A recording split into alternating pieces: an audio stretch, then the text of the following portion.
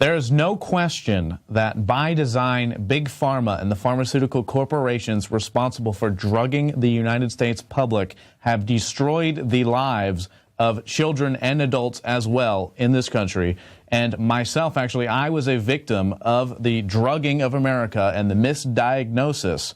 When in the classroom, I didn't want to hear about the disinformation presented to us, wanted to be social and learn stuff outside of the classroom.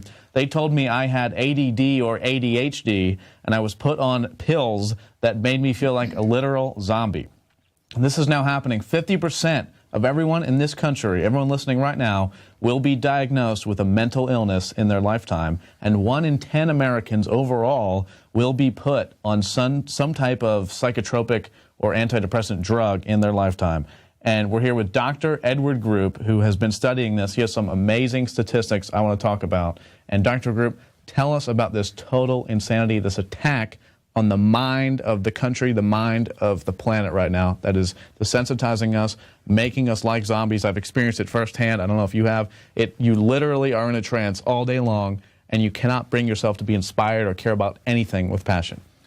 Well, one of the things that led me down this road of doing research was the fact that we're having so many suicides right now. And if you look back, I mean, there's so many kids and adults and military personnel that are being put on psychotropic drugs. And psychotropic drugs, the definition is just a drug for mental illness or some sort of an antipsychotic drug.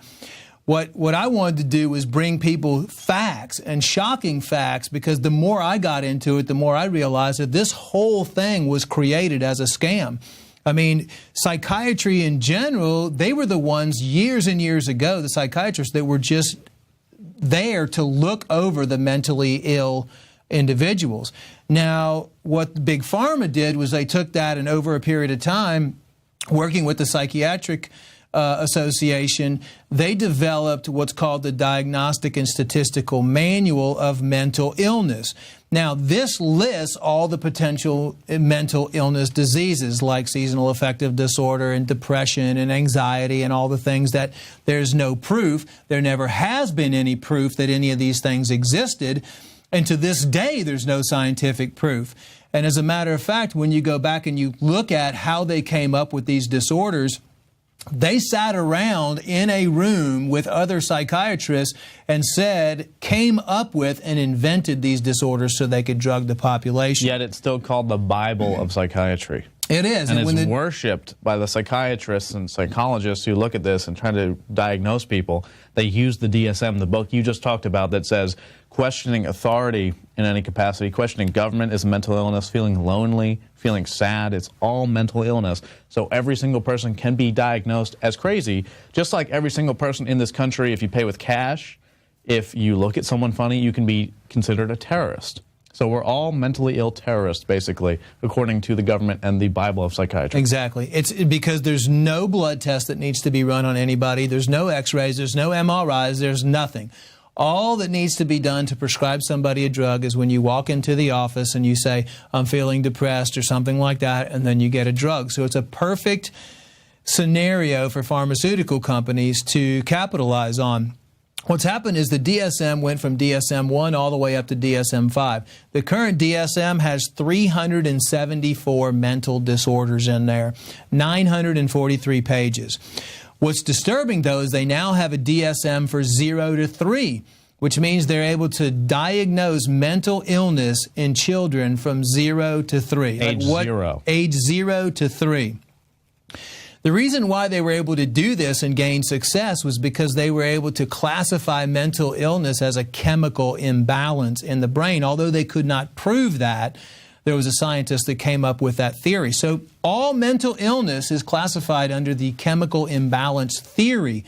It's never been proven to this day. So you could basically say that this is opinion-based medicine, but it's worse than that because it's not just opinion, it's cash-based. They're profiteering from this, so they have incentives to diagnose patients as mentally ill so that the big pharma drug corporations that sponsor them and pay them for speaking engagements through backdoor deals are going to make more money. So it's not even just opinion-based, which would be bad enough, because if one doctor has an opinion that you're mentally ill and decides to put you on hallucinogenic class drugs, that's bad enough.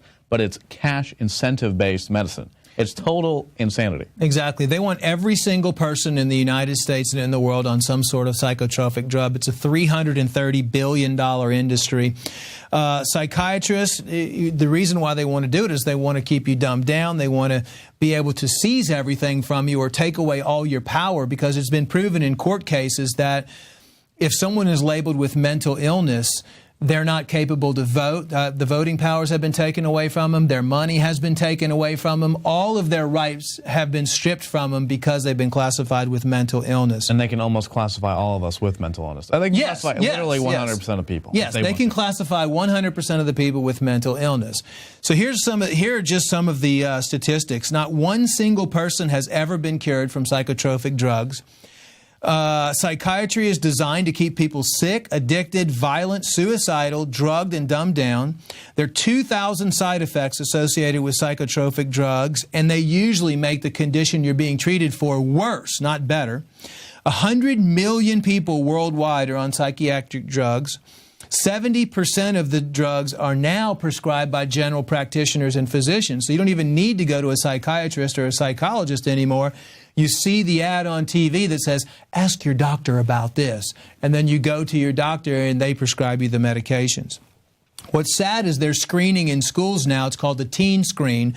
And the Teen Screen is a questionnaire that teens fill out in high school or even middle school that asks them questions about, do you feel lonely from time to time? Are you happy from time to time? Just very simple questions. Do you feel depressed one day a week or something like that? Well, right now, most teens, by the time they're 18, have gone through, from the time of 0 to 18, have gone through up to 12 mental illness screenings that go on their record forever. And 9 out of 10 kids are prescribed a drug after they take the teen screen. 84% of kids that took the test were falsely labeled as depressed. So 90% get actually diagnosed. Yes, after the teen screen test has been performed. And that means that not only do they hear a commercial or whatever in some cases and go to their doctor and ask for it, and the doctors are handing it out like candy, but they're actively going out and mobilizing to give kids the drugs and diagnose them. They're going out and mobilizing teams to do screens. They're even doing screens now in OBGYN offices for pregnant women because they know their hormones are up and down all the time. And so this is an aggressive marketing campaign. This is like actually a sales tactic 101.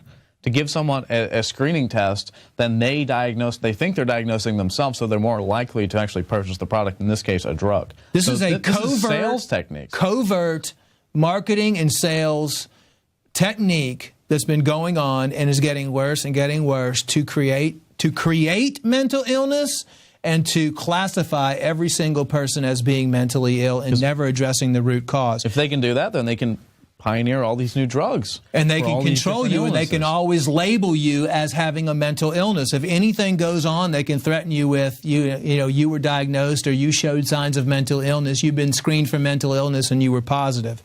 But what's happening is 23 soldiers and veterans are committing suicide every day now, more than that are killed in combat.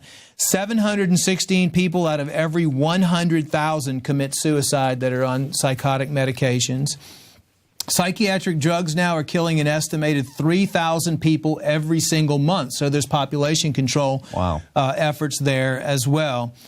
17 million children worldwide have been prescribed psychiatric drugs.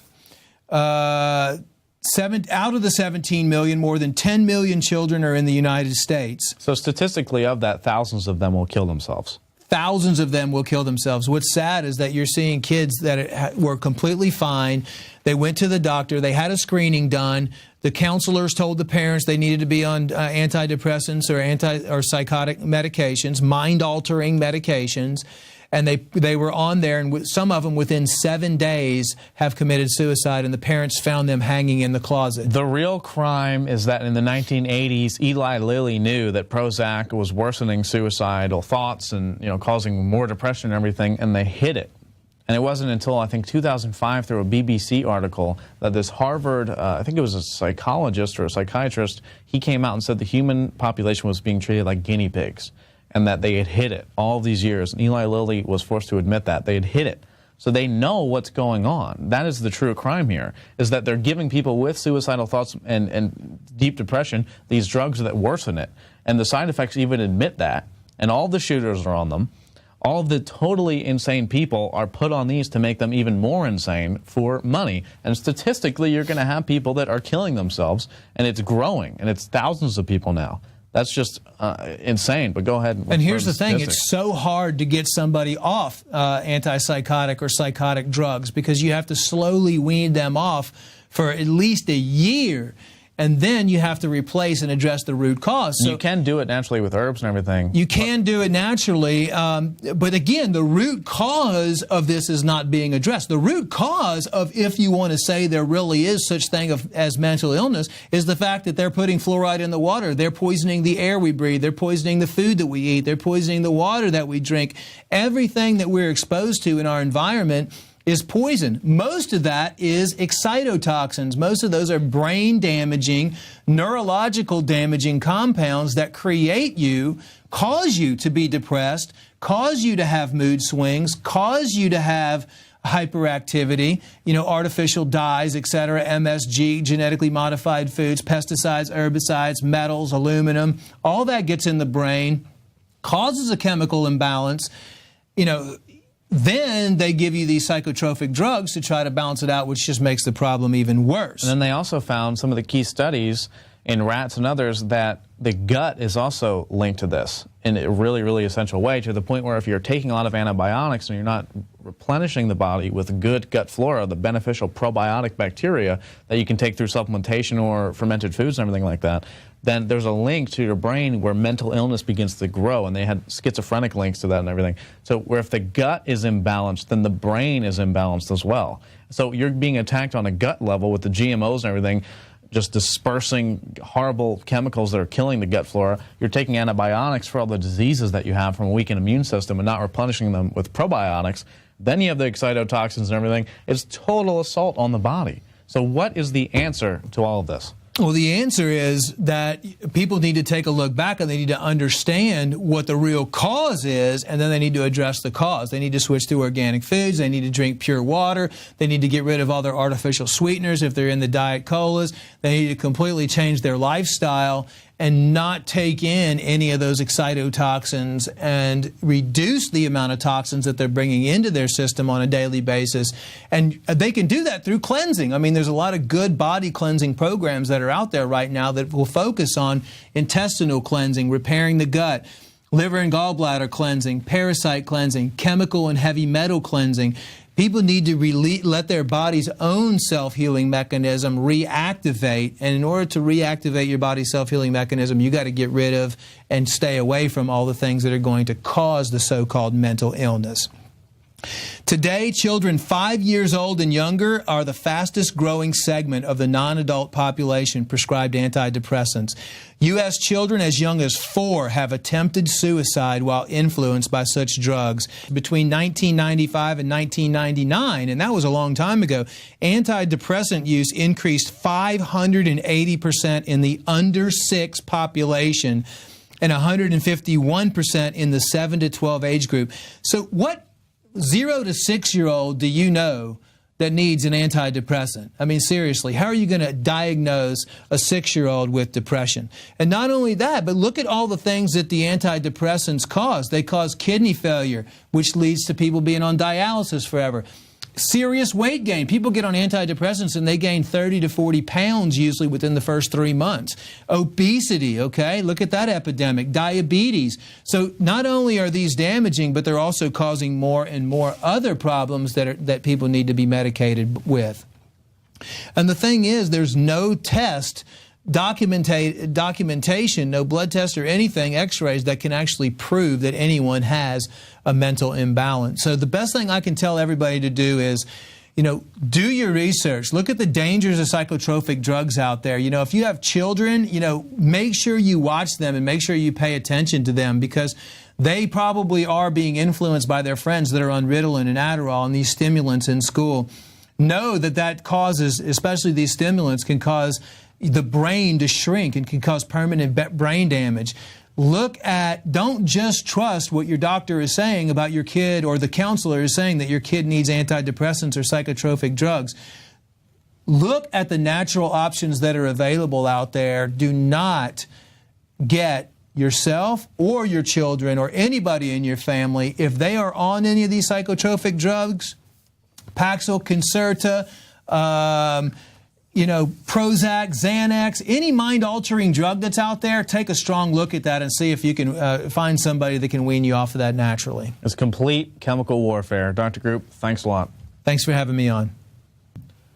Ultimately, it is up to us to control our own destiny, to spread the information out there, to reveal that these super hardcore antidepressants, these big pharma pushed pills, do not work. They are killing people. They are leading to the very effects they're supposed to treat. And overall, it's up to us to decide to take control of our health naturally, to inform our friends and family, and to spread the word and decide for ourselves we're going to take the real way of enhancing our health, reclaiming our bodies, and retaking our freedoms from this complete corporate takeover of the medical system.